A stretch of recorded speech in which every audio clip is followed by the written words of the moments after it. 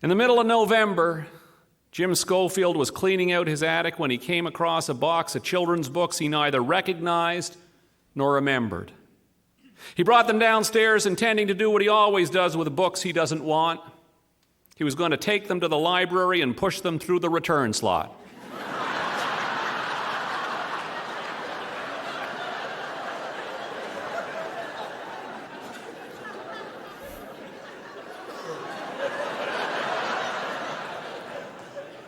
By Friday afternoon, the books had made it as far as his front hall, which is where Jim happened to be standing when he spotted Rasheeda Chudry pushing her daughter Fatima up the street in her stroller.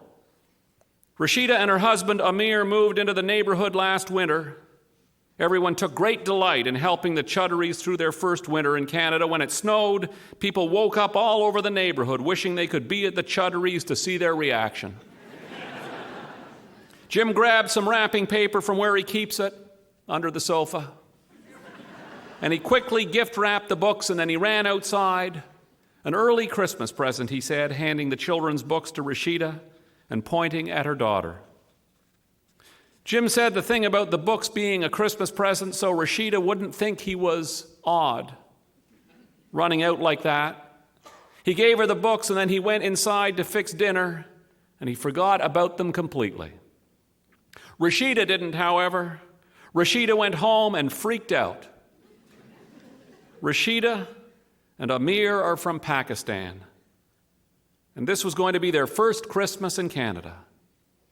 Jim clearly said it was an early Christmas present, she told Ahmeer that night when her husband arrived home. Do you know what that means? Ahmeer shook his head disconsolately. It surely means this whole neighborhood gives each other presents. Ahmeer and Rasheeda spent November in a frenzy of preparation. They assembled elaborate gift baskets for everyone in the neighborhood. Each basket had little packages of aromatic rice and tamarind and homemade chutneys. They stayed up late sewing little cloth bags for the spices. Now, things at Dave and Morley's house were more comfortable in the run-up to Christmas. Morley has been paring back her Christmas responsibilities over the years. She has pruned her shopping list. She doesn't do as much baking as she used to do. Dave cooks the turkey every year now.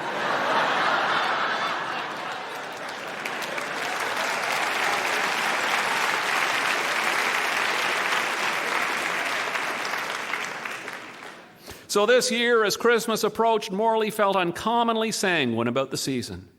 She felt like she was floating above it, like a swimmer floating in the ocean. She felt such a sense of control that she even sat Dave down one night and they sent Christmas cards to his Cape Breton relatives. On an impulse, Morley sent a card to Rasheeda and Ahmeer. By a terrible coincidence, it arrived the morning Rasheeda and Ahmeer finished making their neighborhood Christmas packages. Oh my golly, said Ahmeer, not cards too.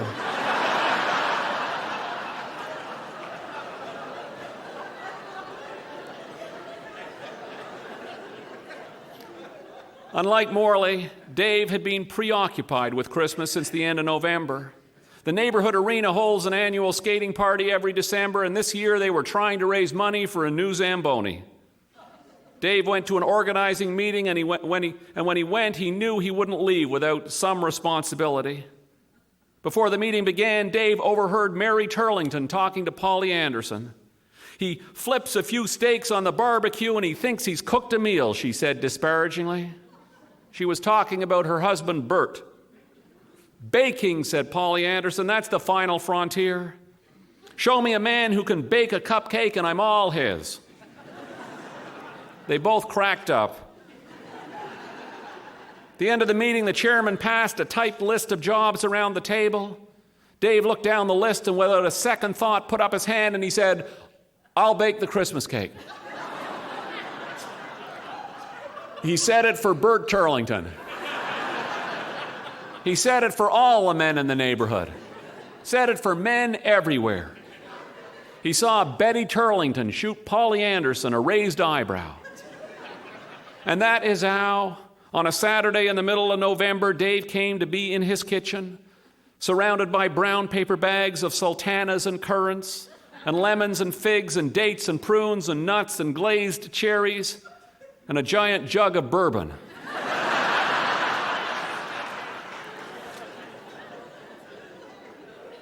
He was wearing a Santa Claus hat.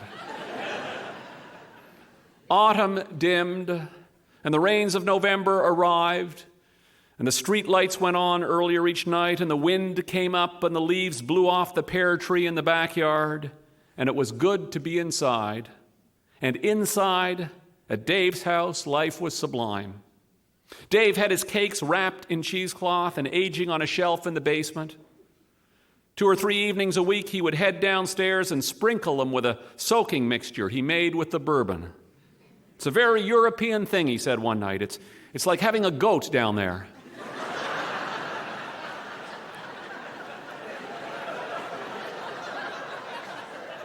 I don't pretend to understand everything he says.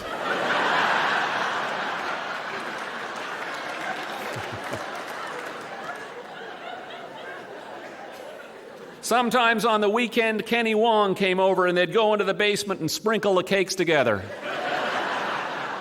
On Grey Cup weekend, Dave and Kenny watched the entire game without touching one beer. They sucked on half a fruitcake each.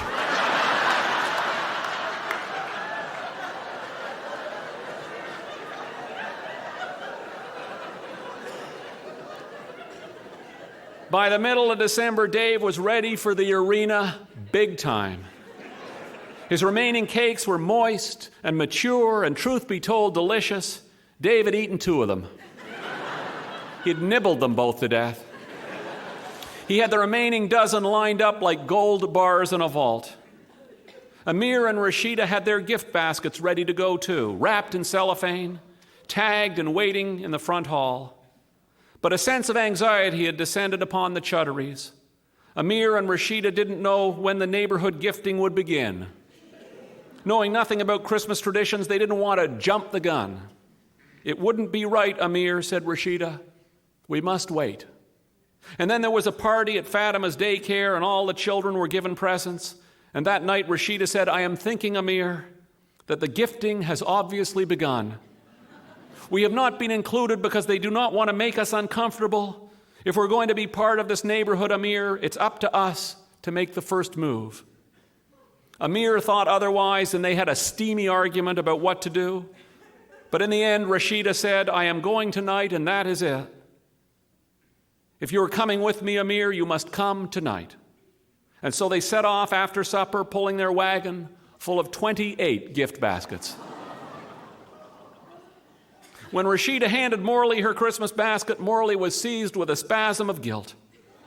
She was ashamed of herself. She had been working so hard to minimize the hassle of Christmas. And these new neighbors, these new Canadians, had so clearly been embraced by the spirit of the season.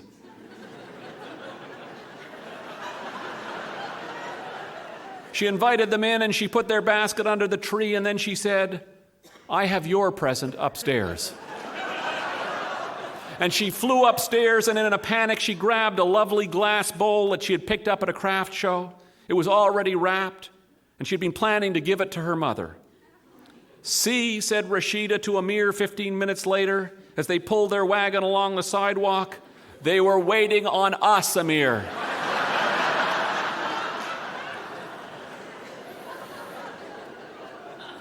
It took Ahmeer and Rasheeda 3 hours, but when they finished, they had left baskets all over the neighborhood. The next morning, Morley noticed a tiny rash in the crook of her elbow, a spot that often flares when she's feeling pressured. While she was drying her hair, she told Dave what was bugging her. I gave the Chudderys that pretty glass bowl. We've lived right next door to Maria and Eugene for 18 years, and we've never given them anything. And Gerda, too. If I give something to the Chudderys, surely I should give something to Gerda. She could feel the muscles in the back of her neck tightening. As she headed downstairs for breakfast, she was trying to figure out when she'd have time to shop. Morley went to a flower store at lunch, and she bought 2 bunches of holly. She was planning on taking one to Eugene and Maria next door and one to Gerda. She was planning to do it after supper. Before she was ready to leave, the doorbell rang, and there was Gerda, standing on the stoop beside a wagon full of presents.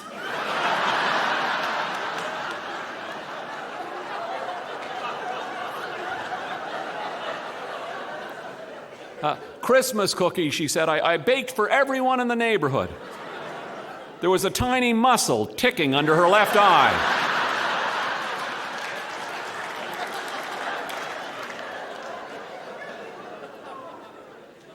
On the weekend, Morley dug through her emergency stash of presents looking for something to give Mary Turlington.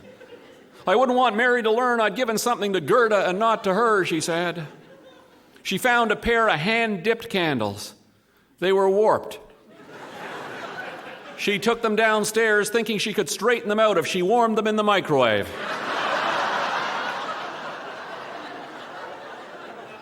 You've tried this? After she had scraped out the microwave,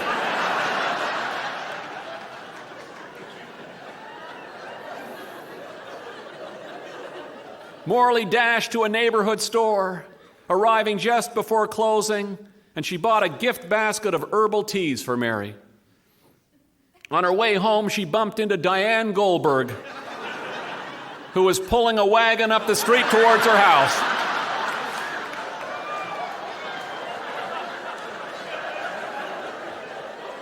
Wagon was full of presents. Morley couldn't believe it. Everybody knew the Goldbergs didn't celebrate Christmas.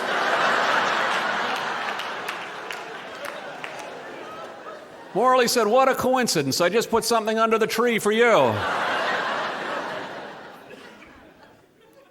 By the Friday before Christmas, Morley had received 10 gifts from neighborhood families, including 2 baskets of herbal teas identical to the one she had given Mary Turlington. One of them looked like it might have been the exact same basket.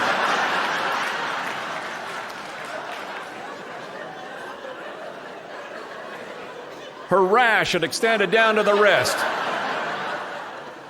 With only 3 shopping days left, she came home from work and she found a small bottle of strawberry-flavored virgin olive oil from a family down the street she had never met. She stood in the kitchen staring at it, scratching. "Damn it," she said. Unfortunately, that was also the afternoon Dave closed the Vinyl Cafe and came home early to ice his Christmas cakes. His plan was to fit them together like a jigsaw puzzle and seal them with a sugar paste. And when he finished, he realized his cake was now far too big to fit into the fridge, which is where the baker told him it belonged. The only place Dave could think of that was both cold enough and large enough for his icing to set was in the garage. Ever so carefully, he picked the cake up and he struggled out backwards using his elbow to push open the door. And on the way into the garage, he stumbled against the door frame and he knocked one end of the cake, and a piece fell off. And Dave headed back into the kitchen and set the cake down on the table and went outside to fetch the broken bit. But the piece was not where it had fallen. Dave looked around the yard, and there, heading up the pear tree backwards, was a squirrel dragging the broken bit of cake in its mouth. Dave squeaked and leapt in the air. The squirrel squeaked and leapt in the air. It dropped the cake and disappeared up the tree. Dave retrieved the piece of cake.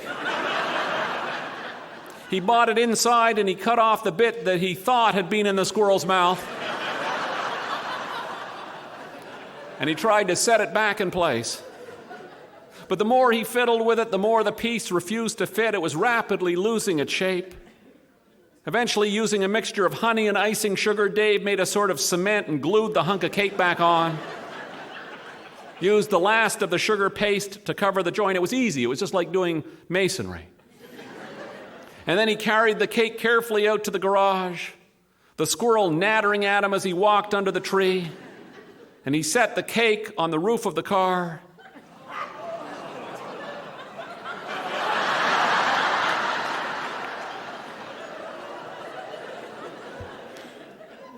My Buddhist friends would tell you to stay in the present moment.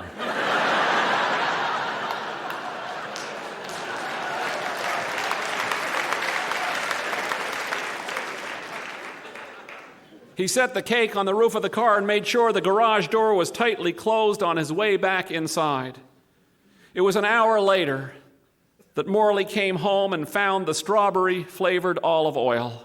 Every night, she said, every night I come home and someone else has left a present. What is wrong with these people? She was scratching her arm vigorously as she left the room. Dave was sitting at the kitchen table making little marzipan snowmen for his Christmas cake. Morley came back into the kitchen with her coat on, and she looked at Dave and said, "I'm going to the drugstore. Anyone else who shows up here is getting chocolate." And as she flew out the door, she said, "Those look more like mice than snowmen. You can't put marzipan mice on a Christmas cake." Dave waited until she left, and then he flattened the ball of marzipan in his hand, and he threw it across the room for Arthur the dog. And then he said, "Uh-oh. This is where I catch up to you."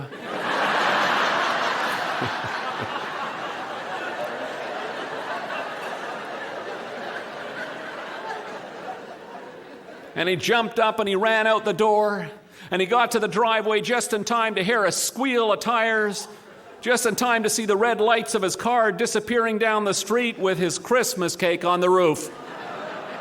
He began to run down the street, waving his hands wildly, calling to Morley.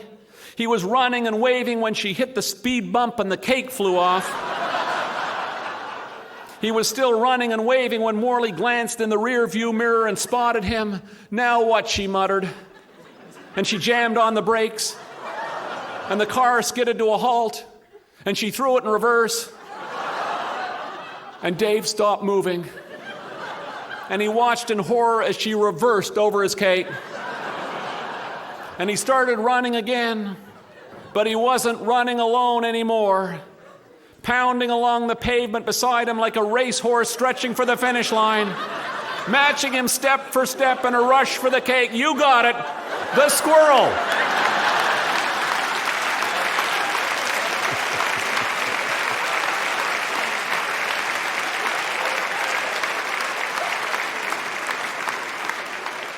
"Get out of here," bellowed Dave. Morley thought he meant her. She gunned the car and went right over the cake again. Dave carried his cake home the way he would have carried a dog who'd been run over by a milk truck.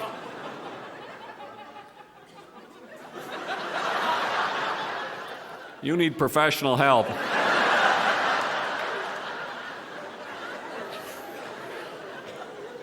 He set it down on the kitchen table. He picked a piece of gravel out of the squished part. He got a screwdriver from the basement and a flashlight. He held the flashlight in his mouth and leaned over the cake like a surgeon. It took him 20 minutes to flick out all the gravel he could find.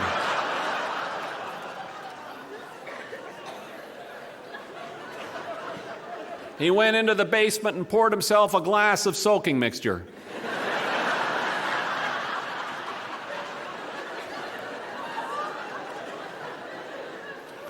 He came back a half hour later with a solution. He would cut the cake into individual servings and wrap each serving in cellophane like at a wedding. No one would have to know a thing. He got out the cake knife.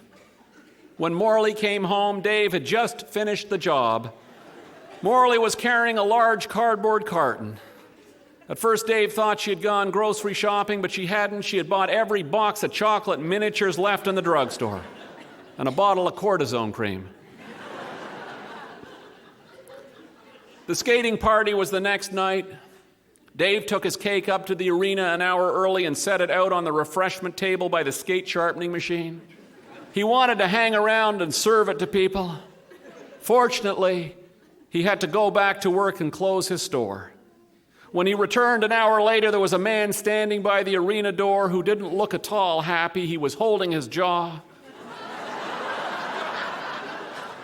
"Are you okay?" said Dave.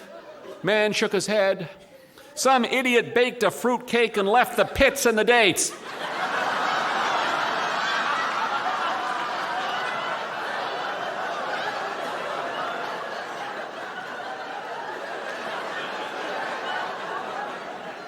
"You're kidding," said Dave.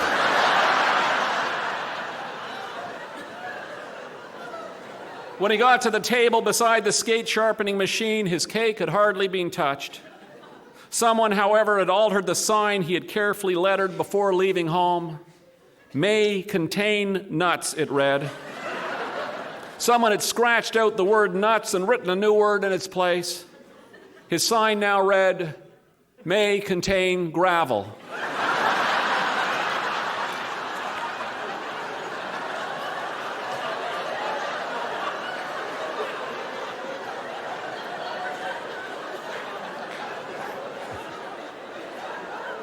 He was going to go home, but he spotted Sam waving at him from the ice, and he thought, "Who cares?" And he waved back, and he held his skates up, and he headed toward the changing room. Christmas Day was a little strained in Dave's neighborhood this year. Gerda Lobier raided her freezer of all her Christmas baking for the cookie plates she gave to everyone. On Boxing Day, old Eugene from next door realized he had given away the last of the year's homemade wine. Mary Turlington, who prides herself with her detailed Christmas record keeping, got so flustered with the neighborhood gift giving that she completely forgot to buy a present for her husband Bert. I can't believe it, Mary said, scrolling through her Palm Pilot on Christmas morning. I must have deleted you.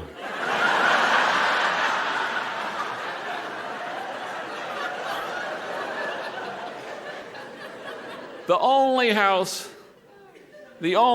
where Christmas went without a hitch was Jim Schofield's. When Jim's mother arrived, as usual, a few days before Christmas, she was amazed at all the festive flourishes. The candles, the home baking, the Christmas CD. "It's all from people in the neighborhood," he told her. "I've never seen a Christmas like it. People kept coming to the door with wagon loads full of presents." On Christmas Day, Jim and his mother went for a walk and ran into the Chudleys in the park. And they stopped and they talked for 10 minutes, and Jim's mother made a fuss over Fatima. As they said goodbye, Jim looked at Rasheeda and said, "What are you planning for New Year's?"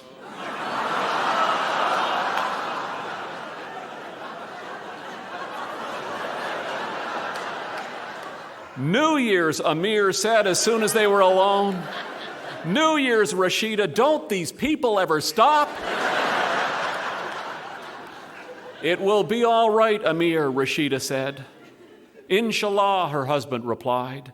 "Inshallah. God grant that it be so." Thank you very much.